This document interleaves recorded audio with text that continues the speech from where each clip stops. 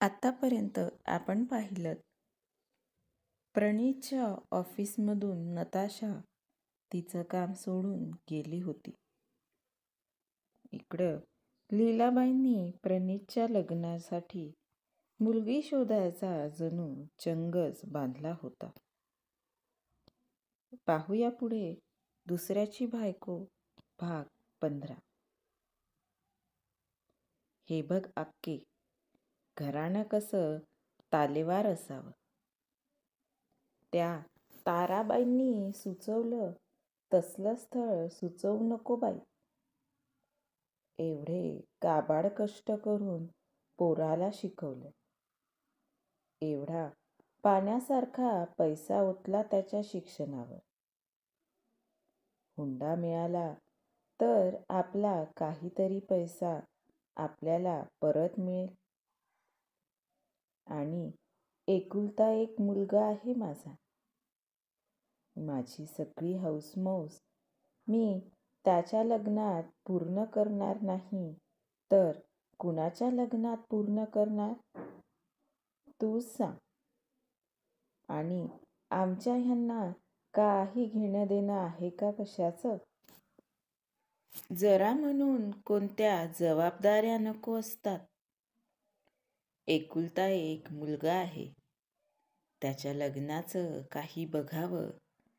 जरा 4 ठिकाणी चौकशा कराव्यात. ते तर नाहीच. नताशाला निरोप देऊन प्रणीत खिन्न मनानं घरी परत आला. घरी आल्या आल्या त्याच्या कानावर लीलाबाईंचं संभाषण पडलं. त्यांच्या बोलण्यावरून मावशीचा फोन सुरू आहे हे प्रणीतच्या लक्षात आलं होतं. आणि अक्के, एक गोष्ट लक्षात ठेव.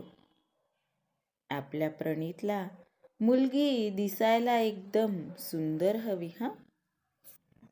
तसा आपला प्रणीत काही दिसायला कमी नाहीच आहे म्हणा. बरं चल, ठेवते मी फोन. अक्के, तेवढं खानदानही बघून घेशील पोरीचं. प्रणीत घरात आलेला दिसला तसं लीलाबाईंनी आपलं संभाषण आटोपतं घेतलं. फोनवर बोलून झाल्यावर लीलाबाईंनी आपला मोर्चा प्रणीतकडं वळवला. पणू, सुलू मावशीचा फोन होता. तिला सांगितलं मी तुझ्यासाठी मुलगी बघ म्हणून. लीलाबाई बोलत होत्या. आई, तुला एक सांगून ठेवतो. मला बायको अतिशय सुंदर पाहिजे. आणि हे जे काही चोचले आहेत ना, मुली बघायला जाणं वगैरे, हे सगळं तूच करत बस. मुलगी दिसायला सुंदर असेल तरच ती गोष्ट माझ्यापर्यंत येऊ दे. नाहीतर मावशी असो की आत्या, कुणाला काय उत्तर द्यायचं ते तूच बघत बस. प्रणीत चिडून बाहेर निघून गेला. हे बरं आहे, काही बोलायला गेलं की लगे वरतोंड घेऊन घराच्या बाहेर पडायचं. लीलाबाई प्रणीतवर ओरडल्या. प्रणीत त्याच्या नेहमीच्या कट्ट्यावर गेला. चहा आणि सिगारेट घेऊन एकटाच तिथल्या बाकड्यावर बसला होता. थोड्या वेळात मंगेश तिथं पोहोचला. मंग्या, आज नील्या नाही आला अजून? प्रणीत म्हणाला. अरे, त्यानं सांगितलं होतं ना मुलगी बघायला जाणार आहे म्हणून. आता माझ्यासोबत तोही गॅरेजवर कामाला लागला तर त्याच्याही घरचे लग्नाच्या मागं लागलेत त्याच्या. मंगेश म्हणाला. मला वाटतं या सगळ्यांच्या घरच्या लोकांना दुसरं काही कामच नसतं. शिकताना शिकत नाही म्हणून बोंबलतात, शिक्षण झालं की नोकरीसाठी बोंबलतात आणि नोकरी लागली की लग्नासाठी. प्रणीत म्हणाला. चालायचंच रे, मंगेश म्हणाला. काय चालायचंच? माझी आई तर अशी मागं लागलीये. एखाद्या मुलीच्या मागं कुणी लागत नसेल एवढं. प्रणीत म्हणाला. मग कर लग्न आणि हो मोकळा, मंगेश म्हणाला.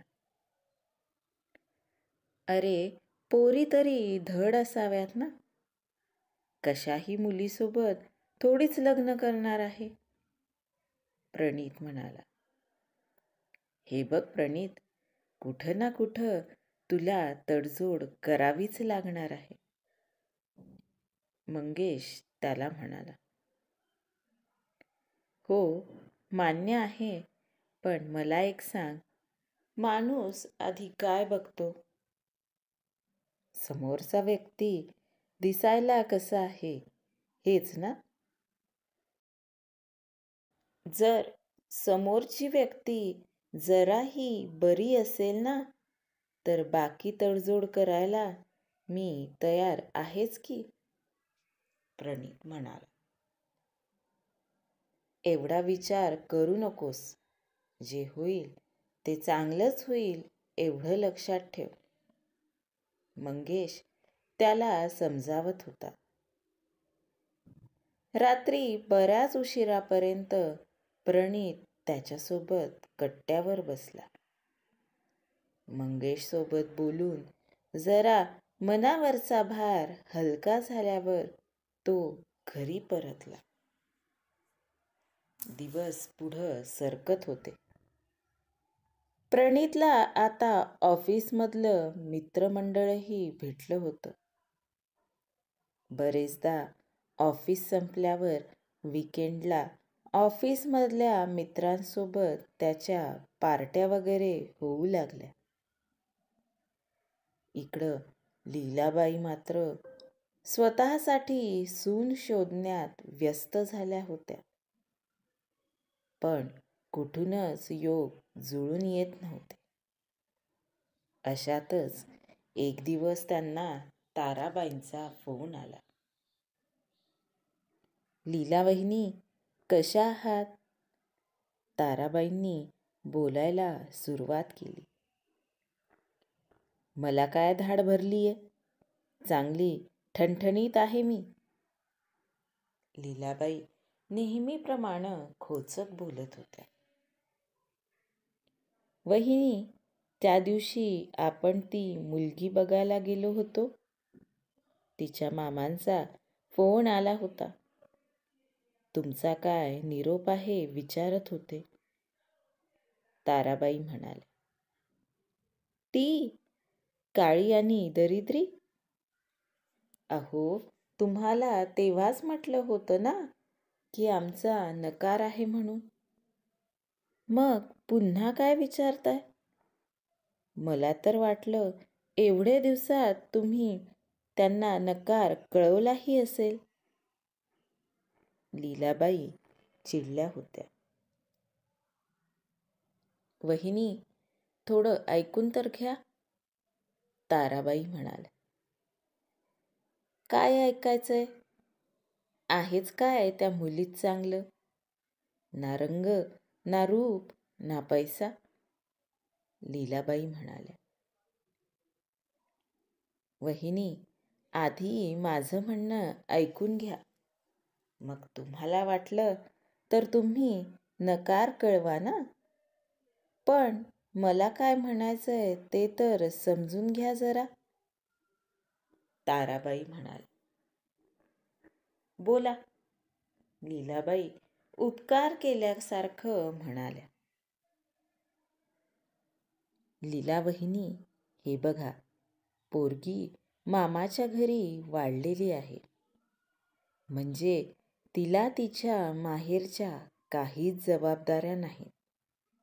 लग्नानंतरही माहेरचा ओढा नाही. त्यातल्या त्यात तिच्या मामीच्या हाताखाली कामं करणारी आहे. म्हणजे घरातली सगळी कामं तिला जमतच असणार. गरीब आहे त्यामुळं पैसा उधळणारी नक्कीच नसणार. स्वभावानं गरीब म्हणजे घरावर तुमचंच राज्य अबाधित राहणार. तुम्ही फक्त हुकूम सोडायचा आणि तिनं कामं करायची. शिकलेली आहे तर मागं पुढं नोकरीही करू शकेल. मग काय, प्रणीतसोबत तीही पैसा कमवणार आणि तुम्ही दोघांच्या पैशावर मस्तपैकी मजा करणार. मान्य आहे, रंगानं जरा सावळी आहे. पण खेड्यातल्या मुलींना कुठं हो सवय असते पार्लरमध्ये वगैरे जायची. घरातल्या लोकांसोबत त्याही शेतात कामं करतात म्हणून जरा सावळ्या दिसतात. आता फक्त रंग सावळा म्हणून एवढ्या चांगल्या गोष्टींकडं दुर्लक्ष करायचं असेल तर तुमची इच्छा. ताराबाई धाड धाड बोलून थांबल्या. काही दिवसात प्रणीतचं लग्न होणार. मस्तपैकी सून घरात येणार.